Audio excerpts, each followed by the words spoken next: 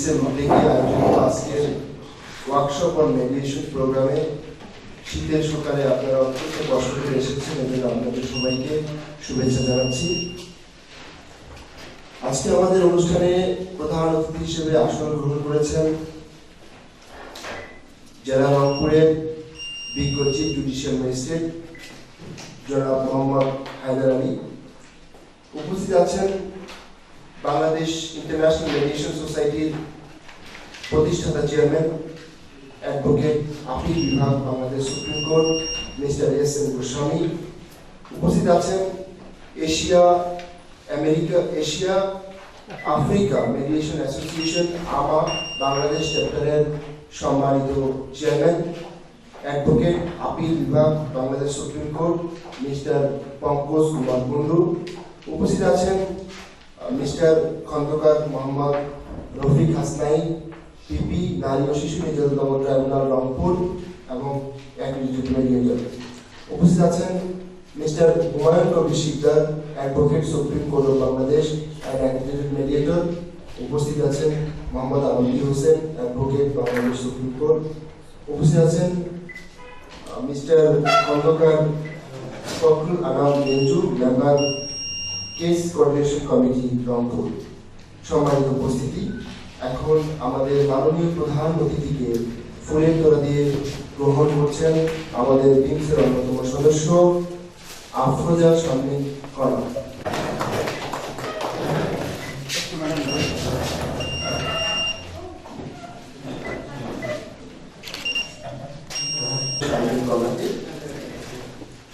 আমরা আমাদের Bangladesh international meditation সোসাইটির প্রোগ্রাম শুরুর আগে আমাদের একটি থিম সং আছে, সেটি শুনে আমরা আমাদের প্রোগ্রামের মূল অংশে যাব।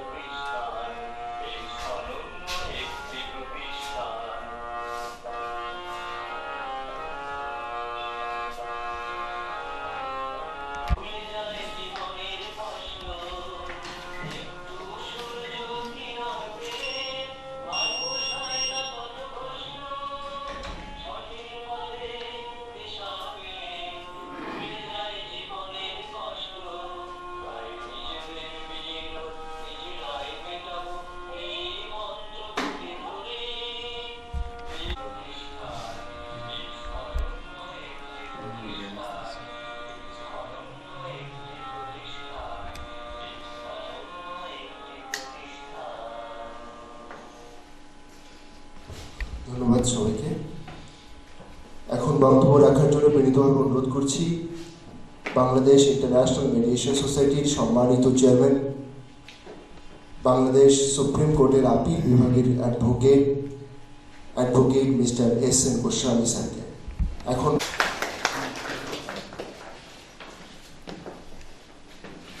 আজকে অনুষ্ঠানের সম্মানিত প্রধান অতিথি,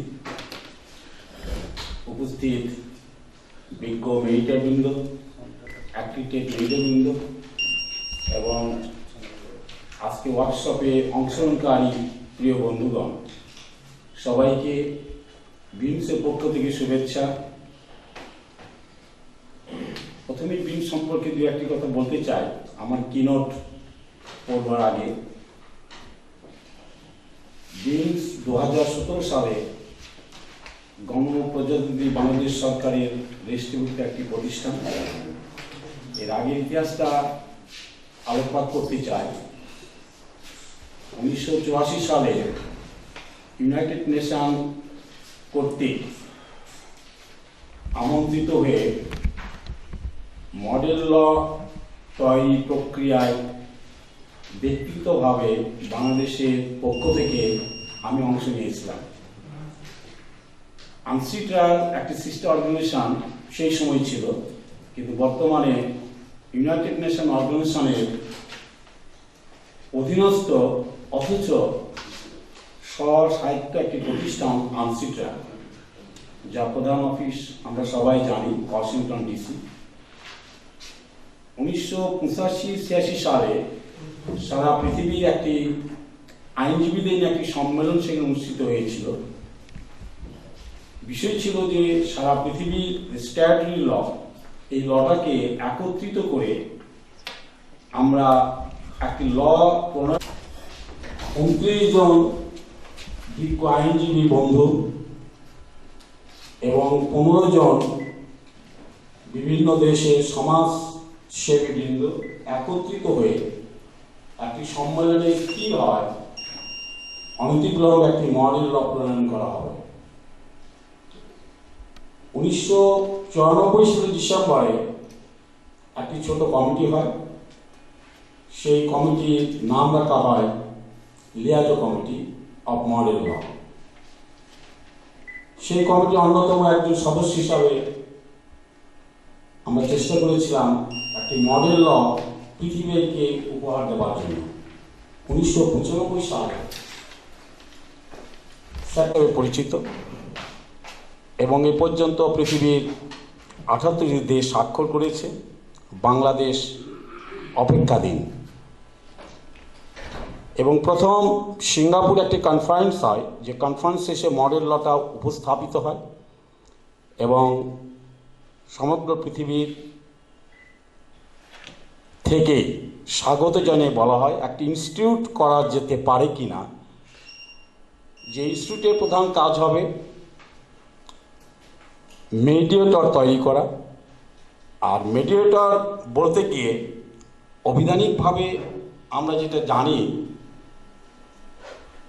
সেই জানার বাহিরে কোনো আইন কিন্তু নাই এখন পর্যন্ত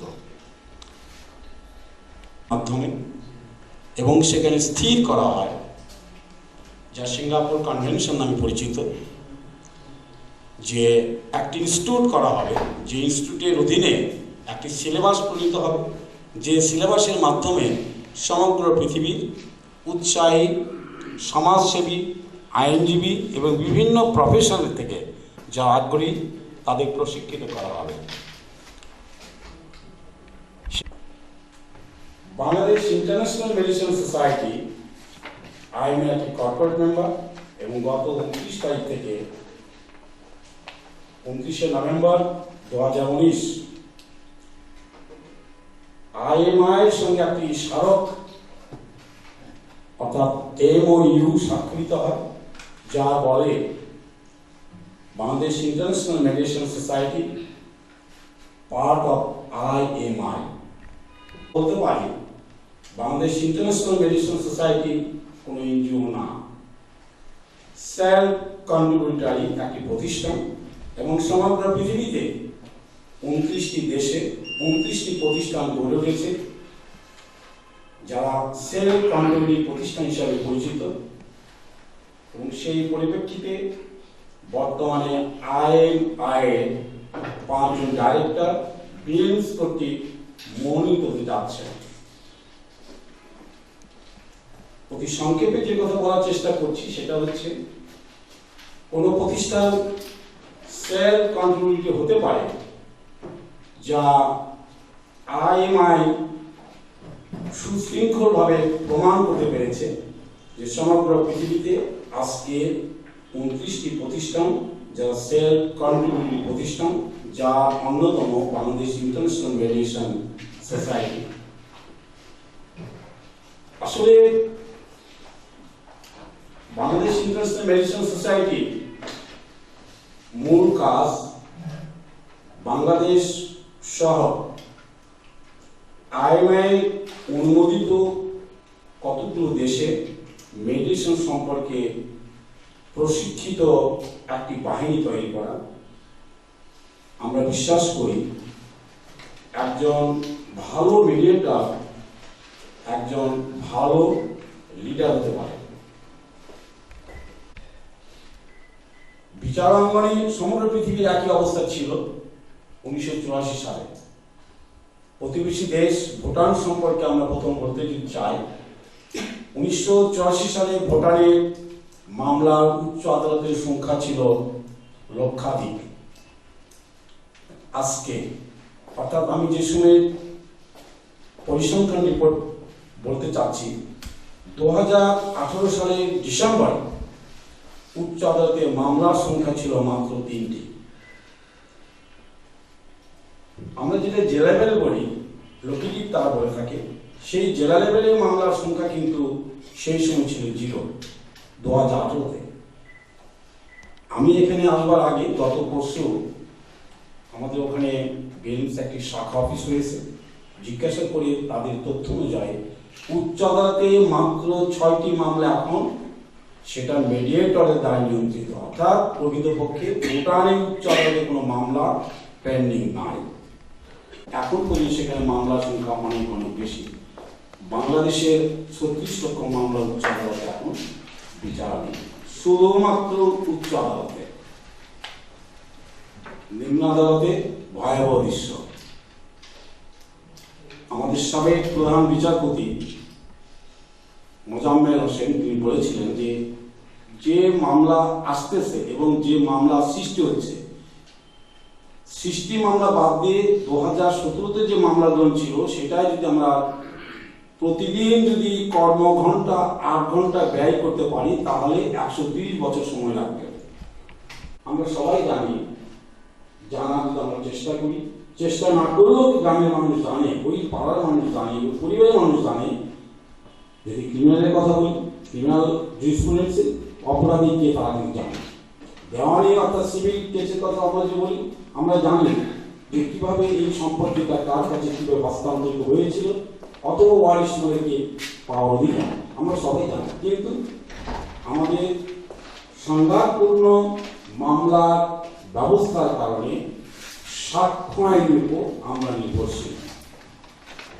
আমাদের প্রশিক্ষিত একজন মেডিয়েটর দ্বারা গ্রামীণ বিচার ব্যবস্থার উন্নয়নে আমরা পথ দেখি, আমরা বিশ্বাস করি যে পরিবেশ, সেই পরিবেশ থেকে শান্তিপূর্ণ একটি পরিবেশে একটি মামলা নিষ্পত্তি হতে পারে। শুধু মামলা না, পারিবারিক অশান্তি দূর হতে পারে, শান্তিপূর্ণ পরিবেশে আনার একটি প্রচেষ্টা অব্যাহত রেখেছে। আমাদের যে বর্তমান বিচার ব্যবস্থা, সেই বিচার ব্যবস্থার সঙ্গে থেকে আমরা রাষ্ট্রনায়ক যিনারা, রাজনৈতিক অঙ্গ যিনি রয়েছেন, তাদের সঙ্গে বেশ প্রত্যক্ষভাবে নিবিড়ভাবে কাজ চালিয়ে যাচ্ছে। তিনি অত্যন্ত সচেতন, ল কমিশন সচেতন। আমাদের দেশে কিন্তু মেডিসিন কোনো ল নাই। বাংলাদেশ ইন্টারন্যাশনাল মেডিসিন সোসাইটি 2018 সালে ল কমিশন একটি ড্রাফট কপি, অর্থাৎ আইনের একটি খসড়া আমরা জমা দিয়েছি, যা এখন প্রক্রিয়াধীন। আমরা যুববর্ষ বলছি, এটা মত বিনিময় আমরা বলতে পারি, এবং বিএমস কোনো কিছু শিখাতে আসে নাই, কোনো কিছু চাপে দিতে আসে নাই। আমরা নিজেদের অভিজ্ঞতা শুধুমাত্র নিয়ন্ত্রিত পন্থায় বিনিময় আমরা করতে চাই। আপনাদের কাছে, অংশগ্রহণকারী প্রতিটি বন্ধুর কাছে আমরা জানতে চাই, আমরা আমাদের কথা বলতে চাই, এবং তার মধ্য থেকে শান্তিপূর্ণ প্রক্রিয়ার একটা অংশ হিসাবে মডেল লটাকে কিভাবে আমরা বাংলাদেশে অনুষ্ঠান করতে পারি তার একটি প্রচেষ্টা মাত্র। অনুষ্ঠানের মডারেটর অ্যাডভোকেট কণাম, তাকে শুভেচ্ছা জানাই। আজকে অনুষ্ঠানে যিনি প্রধান অতিথি, আমি জানি যেহেতু পেশা আমরা অ্যাডভোকেট, আমরা জানি উনি কত কর্মব্যস্ত একটা মানুষ। উপরন্ত কিছু আগে আমরা জেনেছি সুপ্রিম কোর্ট অ্যাপিলেট ডিভিশনের মাননীয় বিচারপতি আবু বকর সিদ্দিক সাহেব এবং হাইকোর্ট ডিভিশনের মাননীয় বিচারপতি ডক্টর আব্দুল ইউনুস সাহেব তিনারা এখানে এসেছেন। ওনাদের জন্য আমরা হয়তো কিছু সময় পর আমাদের আজকে অনুষ্ঠান প্রধান অতিথি হয়তো পাবো না, কারণ কিছু প্রটোকল আমরা জানি, তার জন্য হয়তো আমাদের সঙ্গে থাকতে হতে পারে। আমি বিশেষ করে আজকে অনুষ্ঠান প্রধান অতিথি সাহেব সম্পর্কে বলতে চাই, মেডিটেশন সম্পর্কে সচেতনতা থেকে হয়তো ওনাকে আমরা পেয়েছি, এছাড়া পাওয়ার কথা না। কোথাকার কি অনুষ্ঠান, কি ওয়ার্কশপ, মেডিটেশন কি দরকার আছে, আমি স্বাগত জানাই। এবং সত্যি কি কথা, আমাদের অনুষ্ঠানটি অনলাইন চলছে। আনসিটার নিয়ন্ত্রিত আইএম কর্তৃক তারা আমাদের একটি পর্যবেক্ষক দল আজকে অনুষ্ঠান দেখছে। ইন ফিউচার আপনাদের কাছে হয়তো একটা কপি আমরা পাঠাবো, আপনারাও আনসিটারের প্রতিটি অনুষ্ঠান আপনারা দেখতে পাবেন। সারা পৃথিবীতে আজকে কোথায় কি ঘটছে স্ক্রিনে আপনারা দেখতে পাবেন। আমি প্রথমেই এই কারণে আজকে অনুষ্ঠান প্রধান অতিথি সাহেবকে স্বাগত জানাই যে উনি ওনার কর্মব্যস্ততার মধ্যে থেকে আমাদের কাছে এসে কিছু সময় দিয়েছেন। আমরা অনুপ্রাণিত, সত্যিকারই অর্থে বেশ গর্বিত। আজকে ওয়ার্কশপে প্রতিটি বন্ধুকে শুভেচ্ছা জানাই। আমাদের কর্মজীবনে অত্যন্ত কর্মস্থলের মধ্য থেকে আমরা এই ওয়ার্কশপের কথা শুনে অংশগ্রহণ করতে পেরেছি, সে কারণে আমরা গর্বিত। বাংলাদেশ ইন্টারন্যাশনাল মেডিসিন সম্পর্কে আরেকটি কথা বলেই আমি মূল কিনোটে যেতে চাই। Bangladesh international medicine society America, Europe, এশিয়ায় কাজ করছে, আফ্রিকায় কাজ করছে। গত সেপ্টেম্বরে প্রথম আফ্রিকা একটি সম্মেলন আমরা করি।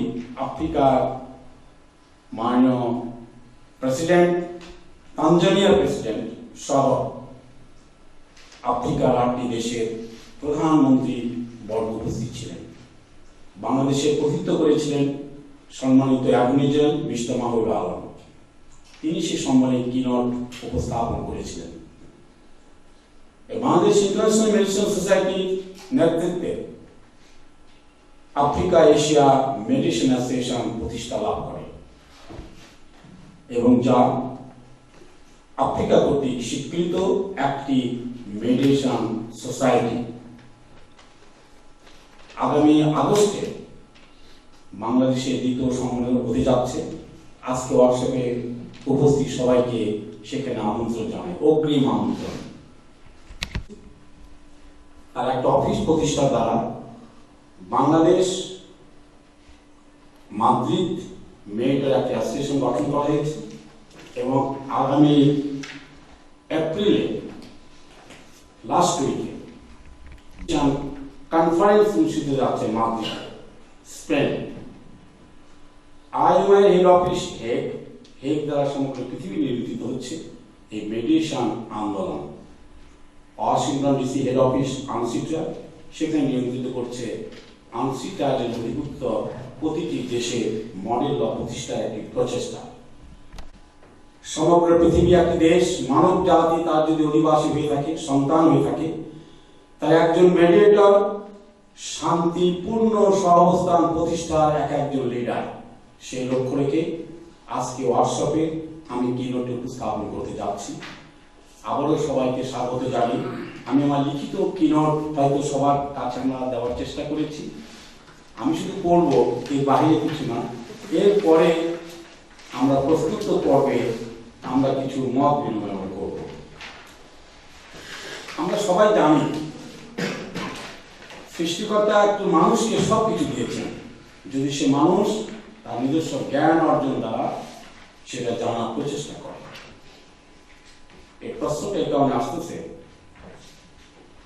মেডিটেশনে কোনো আইন এখন পর্যন্ত বিশ্বে নাই, মেডিটেশন সম্পর্কে কোনো লিখিত বইও নাই। বাংলাদেশ থেকে বাংলাদেশ ল টাইমস কর্তৃক প্রকাশিত ডেফিনিশন মেডিটেশন এখন একটি অ্যাপ্রুভ সিলেবাস ভিত্তিক একটি মেডিটেশনের বই। যা আমরা আপনাদের কাছে দেওয়ার একটু চেষ্টা করেছি।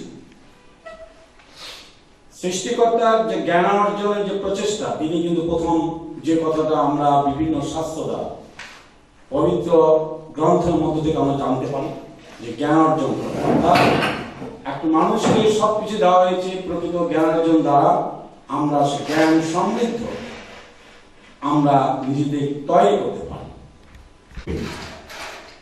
যিশুকে জন্মে 2000 বছর পূর্বে সেখানে কিন্তু আমরা জানতে পারি যে পৃথিবী পরিচালনা করার জন্য 3টি শক্তি, যে শক্তি সম্পর্কে জ্ঞান সমৃদ্ধ ব্যক্তিরাই কিন্তু মহামানব, এবং সেখানে স্থিতি লয়, তার আগে যে সমাজ ব্যবস্থা বিবর্তন, অর্থাৎ আমরা সেখান থেকে কিন্তু একটা অনুপ্রেরণা লাভ করতে পারি যে মানুষ তার নিজস্ব জ্ঞান অর্জনের দ্বারা, পরিপূর্ণতার দ্বারা সমাজ জীবনে শান্তি স্থাপন করতে সক্ষম।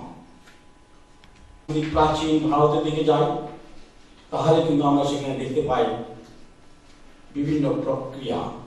সেই প্রক্রিয়ার অংশ হিসাবে আমরা যদি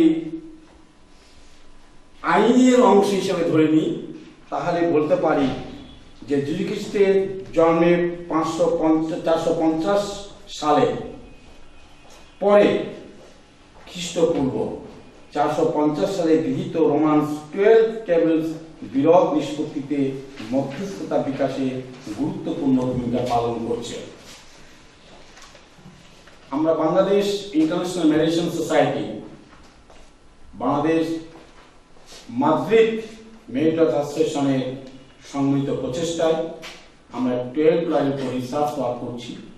আজকে অনুষ্ঠানে অংশগ্রহণকারী প্রতিটি বন্ধুকে আহ্বান করব, যদি সেই রিসার্চে অংশগ্রহণ করতে চান, আনসিড ট্রায়ালে এই ডিসেম্বরের প্রথম একটা ইস্যু বেরিয়েছে, আপনারা কালেক্ট করতে পারেন ওয়েবসাইট থেকে, গুগল থেকে কালেক্ট করতে পারবেন। সেখানে বাংলাদেশের রিসার্চ ওয়ার্কটা দিল্লিতে জমা দিতে পারে, বাংলাদেশের বাইরে তেনারা জমা দিতে পারেন নিউ দিল্লি, আর আফ্রিকার অংশে জমা দিতে পারে আই রিজলভ প্রতিষ্ঠানের কাছে। অর্থাৎ সমগ্র পৃথিবীতে 3টি প্রতিষ্ঠান এই রিসার্চ ওয়ার্কের সঙ্গে এখন সংশ্লিষ্ট হয়েছে 12 টেবলের উপরে। আমরা পবিত্র বাইবেল যদি দেখি সেখানে সুলাইমান তিনি কিন্তু একটা সমস্যার সমাধান করেছিলেন, যেটা আমরা সবাই জানি। আমরা কথা উপস্থাপন করছি এই কারণে ছোট ছোট কিছু ঘটনা মেডিটেশন জগতের কিন্তু অমূল্য অবদান রেখেছে। মা শিশু প্রকৃত মা নির্ণয় করার জন্য সুলাইমান বললেন শিশুটিকে দ্বিখণ্ডিত করো। প্রকৃত মা চিৎকার দিয়ে বললেন যে না, আমার শিশুটা না, ওই মায়ের শিশু। অর্থাৎ বাচ্চা সুলাইমান পরিষ্কার হলেন যে তার মেধা দ্বারা, আমি বলছি কি মেধা, যে প্রকৃত মা হচ্ছে সেই যে শিশুকে দ্বিখণ্ডিত করতে চায় না। একজন মেডিটেটরের ভূমিকা থাকবে তাই। প্রথমে কি বললাম যে মেডিটেশনের কোনো কিন্তু ল নাই। হ্যাঁ, আমরা একটা সাবমিট করেছি, একটা রুলস কিছু পাবো। আমাদের সুপ্রিম কোর্ট অ্যাপ্লেট ডিভিশন কিছু রুলস তৈরি করতে যাচ্ছে অনেক বিলম্বে, হাইকোর্ট ডিভিশনতে রুলস তৈরি করতে যাচ্ছে, কিন্তু মেধা দ্বারা প্রকৃত বিচার করতে হবে, যেটা বাচ্চা স্বয়ংের কাছে আমরা জানতে পারি। অর্থাৎ একজন মেডিটেটরের গুণ কি হবে আমরা সেটা জানতে পারি তার নিজস্ব মেধা প্রয়োগ করে। উনি যেমন প্রকৃত মায়ের কাছে শিশুকে উপহার দিতে পেরেছিলেন, সমাজ জীবনে গ্রামীণ বিচার ব্যবস্থা অর্থাৎ বিরোধ নিষ্পত্তিতে একজন প্রকৃত প্রশিক্ষিত মেডিয়েটর উন্নয়ন করাতে পারে। আমরা নবী হযরত মুহাম্মদ সাল্লাল্লাহু আলাইহি ওয়াসাল্লামের যে কালো পাতা অপসারণের কাহিনী আমরা জানি, এটা মেডিটেশনের জন্য অপূর্ব একটি দৃষ্টান্ত, একটা উদাহরণ। যে একজন মেডিটেটরকে বিশ্বাসী হতে হবে, যেটা আল আমিন নামে উনি একটি নিজকে প্রতিষ্ঠা করেছিলেন, তাকে বিশ্বাসী হতে হবে। অর্থাৎ মেডিটেটরকে যাতে একদিন বিশ্বাস করে। আমাদের পরিবারে আমরা যদি দেখি, একটি পরিবারে জয়েন্ট পরিবার, বিশেষ করে হিন্দু ফিলসফিতে জয়েন্ট পরিবারটা ছিল, এখনো আছে, হয়তো ভেঙে যাচ্ছে, আমি মানুষ তাই বিশ্বাস করবে। অর্থাৎ সত্যিকার অর্থে একজন বিশ্বাসী হওয়ার যে প্রক্রিয়া, সেই প্রক্রিয়া সৃষ্টিকর্তার হলি গ্রন্থগুলো থেকে অনুশীলন করে আমাদের অবাঞ্ছনীয় বলে বিএমসি মনে করে। প্রাচীন ভারতের পূর্বে আমরা যৌথ পরিবার ভিত্তিক যে পরিবার, সেই পরিবার সম্পর্কে যদি সম্যক ধারণা লাভ করতে পারি, আমরা কি পেতে পারি? আজকে যদি আমরা বাংলাদেশে আঙ্গিকে দেখি, আর আমরা পৃথিবীর বিভিন্ন দেশে আমরা হয়তো অনেকেই গিয়েছি, আমরা যদি দেখি সেখানে সমাজ জীবন বিবর্ণ, বাংলাদেশের সমাজ জীবন কিন্তু অত্যন্ত উন্নত। এবং ভারতের প্রাচীন ভারতে যে উদার্য যে বাহিনী ছিল, যৌথ বাহিনী, সেই যৌথ বাহিনীটাকে আমরা বলে থাকি মেডিটেশনের ভাষায় যৌথ পরিবার। অর্থাৎ ছোট সন্তান থেকে শুরু করে, ছোট শিশু থেকে শুরু করে পরিবারের কর্তা পর্যন্ত পারিবারিক অঙ্গনে যত উপযুক্ত মেরিট, একটা শিশুর কাছে শিক্ষার অনেক কিছু থাকতে পারে। একজন পরিবারের কর্তা হবেন তিনি যিনি জ্ঞান সমৃদ্ধ, যে পরিবার হোক, শিক্ষিত অশিক্ষিত যে পরিবার হোক না কেন। ঠিক প্রাচীন ভারতের ইতিহাসে যদি আমরা ধর্মীয় অনুশাসন এবং ধর্মীয় ব্যক্তিত্ব আইন দ্বারা সমৃদ্ধ প্রাচীন ভারত সকল প্রকার বিরোধ নিষ্পত্তিতে ভূমিকা রাখত, এ কথাটি স্বীকার করে নিয়ে মডেল লয়ের যাত্রা হয়েছিল। এই ভূমিকা অগ্রণী ভূমিকা পালন করছে। এই যে এই তিনটা সম্পর্কে যদি আমরা খুব ছোট্ট আকারে বলতে চাই, যেটা আজকে লোক আদালত যেটা ছিল, আমরা প্রাচীন ভারতের একমাত্র, পৃথিবীর একমাত্র প্রাচীন ভারতে আমরা লোক আদালতের সন্ধান পাই। এই বিষয়ে হয়তো মডেল ল নিয়ে আলোচনা হবে। মডেল লয়ের সেকশন 3 যেটা লোক আদালত সম্পর্কে, সেখানে বর্ণনা দেওয়া হয়েছে। এবং আরবিট্রেশন অ্যাক্ট যেটা 2001, আমরা হয়তো আইনজীবী হিসাবে আমরা যারা রয়েছি, অন্যান্য পেশা তেনারা হয়তো সালিশ কথাটা আমরা জানি, কিন্তু বিশেষ করে অ্যাডভোকেট বন্ধুরা হয়তো জানেন যে সালিশি ল 1940 থেকে শুরু করে 2001 পর্যন্ত অ্যামেন্ডমেন্ট 2001-এর 18 এবং 12-কে একত্রিত করলে লোক আদালত অর্থাৎ স্ববিচারিত ব্যবস্থা আমরা কিন্তু পেয়ে থাকি। পরে 1773 যে রেগুলেশন অ্যাক্ট যেটা হয়েছিল, সেখানে কিন্তু আমরা একটি আরবিট্রেশন ব্যবস্থা দেখেছিলাম। আজকে ব্রিটিশ যে 1773 সালে যে অ্যাক্ট যেটা করেছিল, কর্নওয়ালিস অ্যাক্ট নামে সেটা পরিচিত ছিল। সে কর্নওয়ালিস অ্যাক্টের একটি ধারা ছিল যেখানে প্রথম বলা হয়েছিল জমিদারি প্রথা, অর্থাৎ জমিদারদের সম্পত্তি দেওয়ার সঙ্গে সঙ্গে তাদের নিজস্ব কিছু ক্ষমতা প্রয়োগ করতে দিতে হবে, আর সে ক্ষমতা প্রয়োগ করতে হবে সুশৃঙ্খল। আমরা ইতিহাস থেকে অনেক খারাপ জিনিস হয়তো আমাদের ধারণা রয়েছে। কর্নওয়ালিস অ্যাক্টে ভালো একটা জিনিস যেটা ছিল, সেই জিনিসটা কিন্তু মেডিটেশন জগতে মডেল লতে 73 হিসাবে আমরা সেটা ব্যবহার করে থাকি। সেখানে বলা হয়েছিল একটি কৃষকের কাছে খাদ্য নিতে গেলে কী প্রক্রিয়া নিতে হবে। আমরা সূর্যাস্ত আইন জানি, কিন্তু এটা জানি না সূর্যাস্ত আইন ছিল সেই সমস্ত বিভীষণময় জমিদারের কাহিনী। কিন্তু আইনের সঙ্গে সেটা যদি সম্মিলন আমরা ঘটাতে পারি, তাহলে আমরা দেখতে পাই সূর্যাস্ত আইন ছিল কিছু খারাপ জমিদারদের সৃষ্টি। কর্নওয়ালিস অ্যাক্টের প্রথম কথা ছিল সালিশের দ্বারা খাজনা আদায় করো, যেখান থেকে মেডিটেশন জগতে ওই কথাটা আমরা সংগ্রহ করেছি। এখানে ভুল বুঝে কোনো অবকাশ নাই যে 1773-কে আমরা ফলো করছি, না। 1773 সালে কর্নওয়ালিস অ্যাক্টে যে ভালো দিকটি, সেই দিকটি আমরা মেডিটেশনের একটি সোর্স হিসেবে আমরা গ্রহণ করতে পারি। সেই উদ্দেশ্য নিয়েই কিন্তু কেনেটের মধ্যে কর্নওয়ালিস অ্যাক্ট 1973 উপস্থাপন করা। এখানে পরিচালিত হয় শান্তি স্থাপন সম্ভব। একটা মানুষের অসৎ গুণ দ্বারা যদি পরিচালিত হয়, তাহলে সেখানে বিশৃঙ্খলা সম্ভব। এমফিলের নিয়ন্ত্রিত বিচার ব্যবস্থা, সেদিনে নন্দকুমারকে ফাঁসি দিয়েছিল, যা ব্রিটিশ পার্লামেন্ট অভিশংসন করেছিল। এই কথাও কিন্তু সঙ্গে সঙ্গে মনে রাখতে হবে।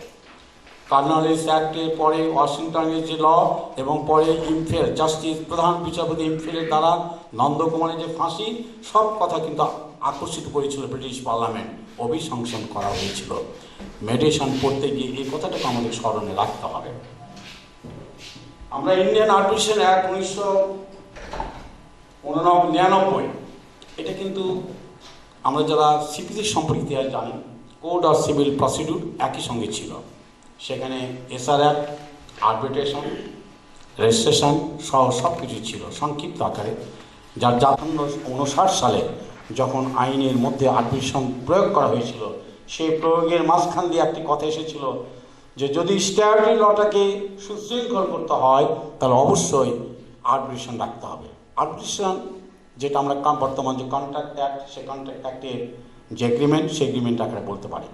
কিন্তু 2003 সালে যখন সিপিসিটা অ্যামেন্ডমেন্ট করা হলো, তখন কিন্তু প্রথম সেকশন 89, আমরা যে আইনজীবী তাদের জন্য বলছি, আমরা সবাই তো জানি সেকশন 89 কিন্তু সেখানটায় উপস্থাপন করা হয়। এই প্রথম অর্ডার 23 রুল 1, অর্ডার 23 যে কম্প্রোমাইজের সঙ্গে আর্বিট্রেশনের সম্পর্কটি কিন্তু সেখানে একত্রিত করে বলা হলো যে মেডিয়েশন দ্বারা একটি বিরোধ নিষ্পত্তি করা সম্ভব।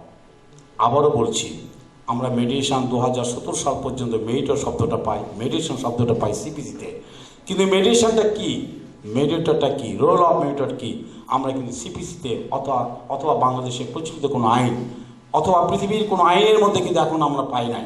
সেই কারণে আইএমআই নিয়ন্ত্রিত একটি সিলেবাস দ্বারা সুশৃঙ্খলভাবে মেডিয়েশন বিষয়টাকে আমরা প্রশিক্ষণের মাধ্যমে উপস্থাপন করে একটা প্রচেষ্টা আমরা নিয়ত চালিয়ে যাচ্ছি।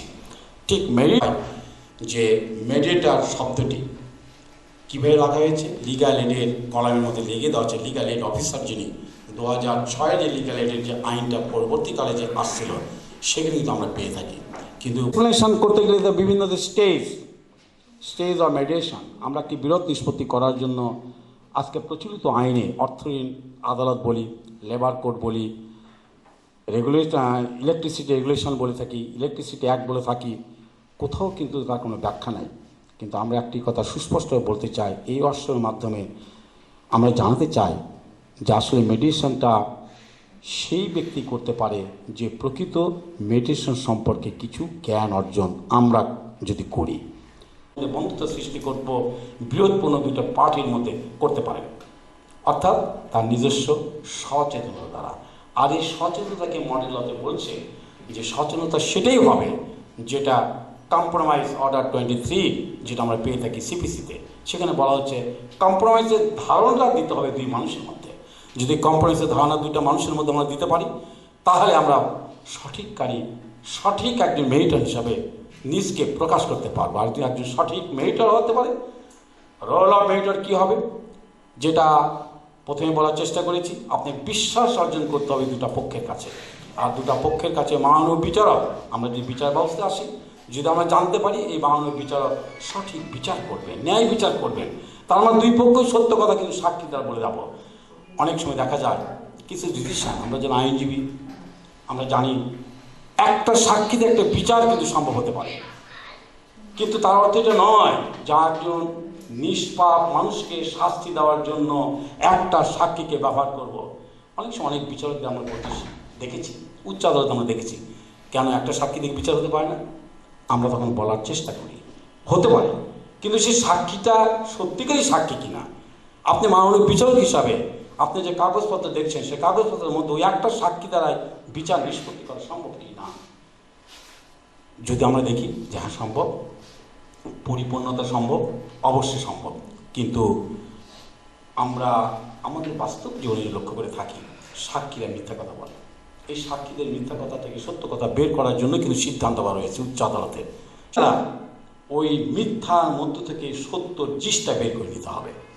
এটাই বলা হচ্ছে কম্প্রোমাইজের প্রথম কথা, এগ্রিমেন্ট করতে হবে। এগ্রিমেন্টটা কি? আমি ওনার প্রতি আস্থা রাখলাম, একজন মাননীয় বিচারকের প্রতি আস্থা রাখলাম, একজন আইনজীবীর প্রতি আস্থা রাখলাম। এই আস্থা অর্জনের প্রক্রিয়ার যে অংশ প্রিন্সিপাল অফ মেডিয়েশন, আমরা মেডিয়েশন ভাষায় বলে থাকি। আর সেই মেডিয়েশন জগতের কথা বলি, দুজন মানুষের সঙ্গে কথা বলে একটা পরিবেশ আছে, সেই দুটো মানুষের সঙ্গে কথা বলা যে পরিবেশ, এটাকে প্রিন্সিপাল অফ মেডিয়েশন আমরা বলে থাকি। সেই পরিবেশটাকে সৃষ্টি করতে হবে। মাননীয় বিচারক তার চেম্বারে কিন্তু ফ্যামিলি কোর্টে কিছু মামলা কিন্তু প্রি ট্রায়াল শেষ করছেন। ইয়াস, প্রি ট্রায়াল দেখা যায় স্বামী স্ত্রী যে ঘটনাগুলো, সন্তানের যে ঘটনাগুলো, এটা কিন্তু একজন মাননীয় বিচারক তার মেধার দ্বারা, তার মেধার বিকাশ ঘটে একটি সমস্যার সমাধান করতে পারেন সাক্ষী নেওয়ার আগে। কারণ সাক্ষী বাবা পক্ষে এক ধরনের যাবে, স্বামীর পক্ষে এক ধরনের যাবে, স্ত্রীর পক্ষে এক ধরনের যাবে, আবার স্ত্রী স্বামীর যে তাদের যে ভিতরে যে প্রক্রিয়া একটি অংশ, সেই প্রক্রিয়া অংশটা কিন্তু মাননীয় বিচারক বুঝতে পারবেন না। তাই বলা হচ্ছে প্রি ট্রায়াল, যেটা মেডিয়েশনে প্রথম একটি শর্ত, যে ঠিক আছে বিরোধ নিষ্পত্তিতে তোমরা যাচ্ছ আদালতে যাও, কিন্তু তার আগে দেখি না, আমরা বসি না। এই যে গ্রামীণ পরিস্থিতিতে আমরা যেটা লক্ষ্য করে থাকি সেটা হচ্ছে জমি জমার যে মামলাগুলো যে বলে থাকি, আমাদের নিজস্ব প্রশিক্ষণ দরকার। বেঞ্চ নিয়মিত একটি প্রশিক্ষণের ব্যবস্থা করেছে। 2017 সাল থেকেই নিয়মিত 2 দিনের প্রশিক্ষণ করছে। 40 ঘন্টা প্রশিক্ষণ আগামী জানুয়ারি থেকে শুরু হতে যাচ্ছে। আপনাদের সবাইকে আমন্ত্রণ করব প্রশিক্ষণের মধ্য দিয়ে। তো মেরিটর সমাজ জীবনে শান্তি স্থাপনে সক্ষম বলে আমরা মনে করি। সবাইকে শুভেচ্ছা।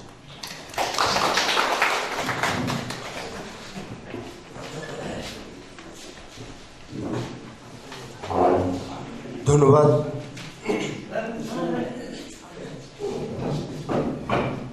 ধন্যবাদ আজকের অনুষ্ঠানের ওয়ার্কশপের